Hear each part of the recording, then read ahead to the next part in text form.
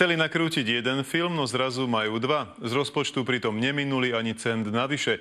Téma prvého filmu je skôr pre filozofov. Ten druhý vzniká neplánovane a pripomína komédiu.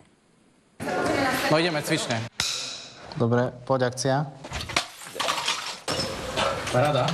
Ty, sorry. Kúsky tehly vleteli medzi členov štábu. Není vám nič? Scenár s tým vôbec nepočítal. Režisérom je náhoda. Študenti v Kežmarku nakrúcajú celovečerný film o študentoch. Popri tom sa nečakane začalo rodiť druhé dielo. Zostrih nevydarených kúskov bude asi dlhšie ako samotný film. Myslím, že veľmi dobre vieš, čo mám na mysli. Myslím, že veľmi dobre vieš.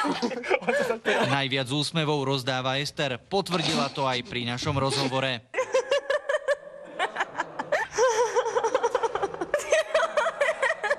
Väčšina hercov sa doteraz videla len v zrkadle. Kamera je pre nich nová skúsenosť. Aké je to pozerať sa sám na seba? Tak dosť ťažký, no. Viacerí si takto plnia svoje sny. Sú to hodiny driny. Nadšenia je oveľa viac ako peňazí. Rozpočet je 0, avšak nejaké pice sme objednali. Z koho vreckového to šlo? Tak z môjho. No akcia, zaklop tam, že môže ísť.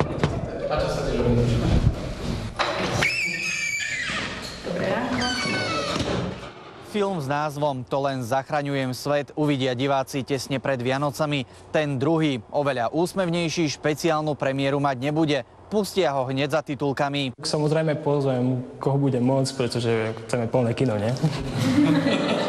Marek Vnenčák, televízia Markíza.